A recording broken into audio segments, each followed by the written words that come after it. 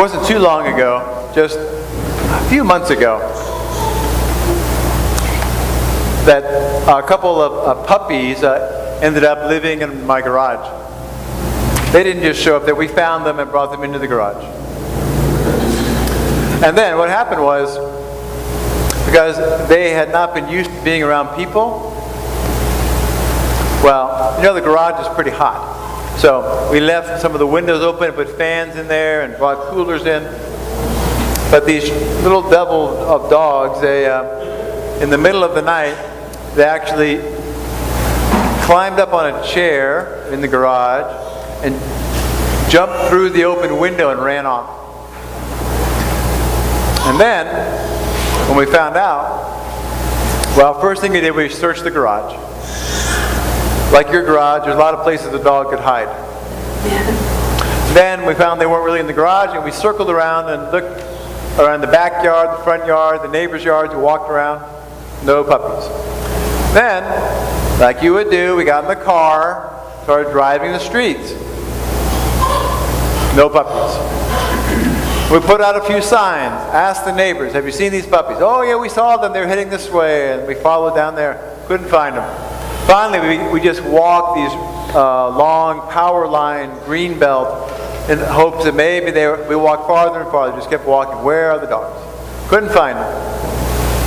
So we went home, began to take down the signs and say, well, we tried to save them, but I guess we couldn't. And then later that night, in the middle of the night, I heard the sounds coming from the garage. And I went down the garage thinking that it was like a possum or a raccoon had gotten in the garage. I was scared to death, really. I'm not a real brave guy at night. It's like, ooh. Turn on the lights, and the puppies had jumped back through the windows, back into the garage, and said, "Where's supper?" And so actually, although we went looking for them, they actually came back and found us. But it's not too different than the way the first story Jesus tells today. He said, sometimes if you had 100 sheep, wouldn't the good shepherd leave those sheep and go after the lost one until he finds it? You can imagine the shepherd leaving the sheep and looking for that one. Where's my lamb? Walk up to where the water is, down by the creek, can't find it. Through the woods, can't find it. Go to the meadows, can't find it. Look over by that cliff, hoping he didn't fall off the cliff, can't find it. Then he finds the lost lamb. Oh, that's so good. Puts the lamb on his shoulders, goes back home, says, hey, you guys, remember I told you I lost that lamb? I found it. Let's have a party and celebrate. I found the lamb that was lost. Of course, that's the way God is with us. That's the point of the parable. You really can't get so lost that God can't find you. That's the deal. And he's going to keep looking until he finds you. That's the point. Like I said at the very beginning, God never plays the game until he wins. There's no shot clock. There's no, oh, we're getting low on time. There's just, God plays until God wins. And by winning, it means gathers all his people together and undoes everything that was done and corrects everything that was broken, restores everything that was lost. Have you ever been in this situation? I do it, unfortunately, pretty often. Once a week, maybe? You put the keys down somewhere in the house, and you go to the car and say, oh, where are the keys? They're in the house somewhere. And you say, oh yeah, I'll be right back. And you go and you look in that one bowl that you always put your junk.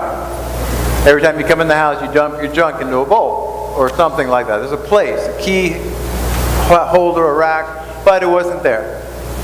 And then you go to the next three places that, well, if it's not there, it's always over one of these three. And you go to, well, it's the kitchen counter, the desk over there, or maybe the table. So you've gone to your second level of, oh my God, the keys are lost. And then you go to the third level and you think, oh my God, the keys are lost. I have to get out of here. I'm late now. And just like the lady who lost the coin, now you really get serious.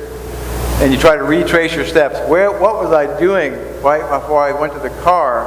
Because somewhere, in some bizarre place, you put the keys down in some unbelievable place.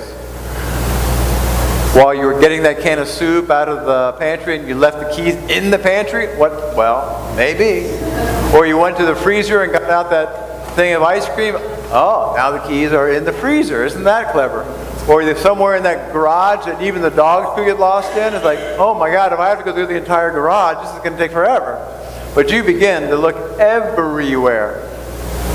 And if you're really smart, you might say, well, I'm going to dust the house. And certainly if I dust everything in the house, I'll find the keys.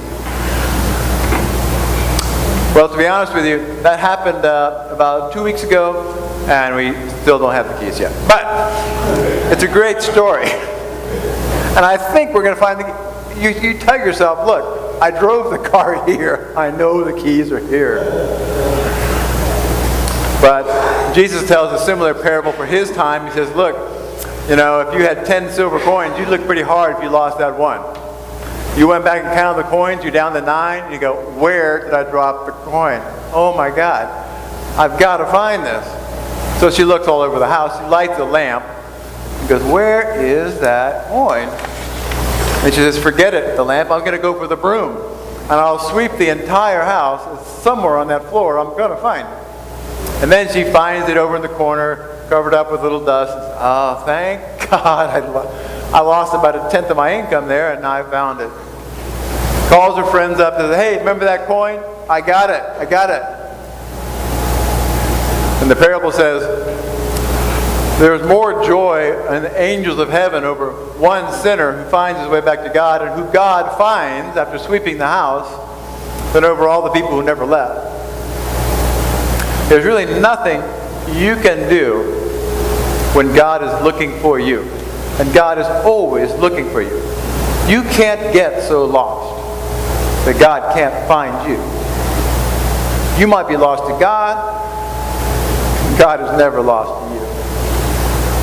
I believe there's nothing that can't be redeemed, nothing that can't be fixed, nothing that can't have a comeback, nothing that can't be restored. I mean, nothing. In the first reading today, or actually the second one, you hear a story about a lost man.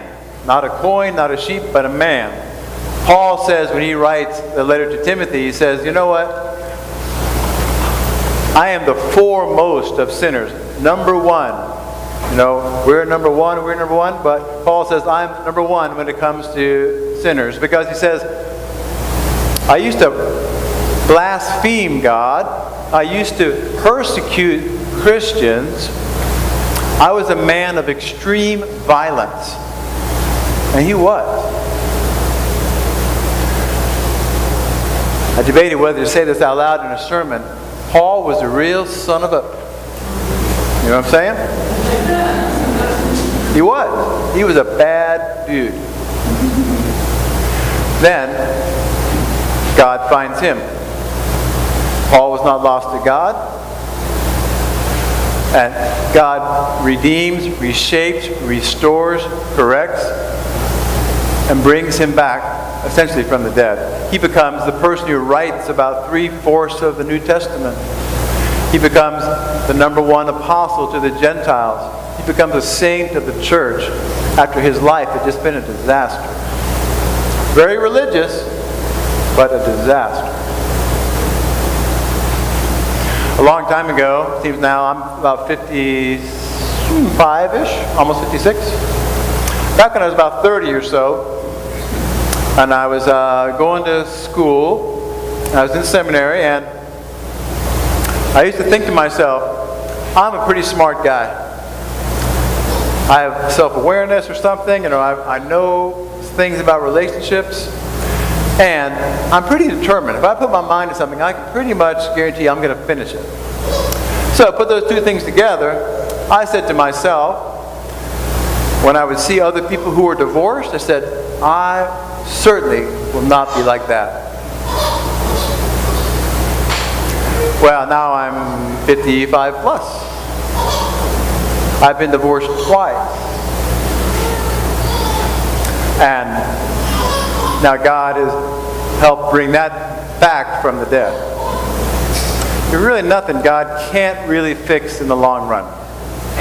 There's nothing God can't do over by the grace of God, mercy of God, guidance of God, love of God. There's nothing that can't get redone. So, I really just want to leave that with you today. Those three stories: the lost coin got found, the lost sheep got found, the lost man got found. Everyone who is here, and the sound of my voice, there's no place you can go, and nothing you can do, and there's no trouble you can get in where God can't find you, redeem you, fix it, do it over. It may take a long time. It may take a lot of effort. In fact, it may even not come in this lifetime. Even death gets undone. My brother Stephen died at the age of 30 from suicide. I thought, oh, that's terrible. That's the one thing you can't undo. But then I came to Easter time. We celebrate the resurrection of Jesus and the life of the world to come. Even that, God will chase you down even after death. There's nowhere you can go to outrun God. Nothing God can't undo. If He can undo death, you're doing okay. On this day of 9/11, when it's Sunday of remembrance of the 9/11 attacks and all the people who died and all the turmoil that's caused, on this day, I wanted everyone to remember there's nothing broken that can't get fixed in God's economy. Nothing lost that can't be found. Nothing destroyed that can't be repaired. This is the God who never loses. The game is never over until God says we're done, because now God wins. God wins. Love wins. Always. I offer this to you in God's name, the Father, the Son, and the Holy Spirit.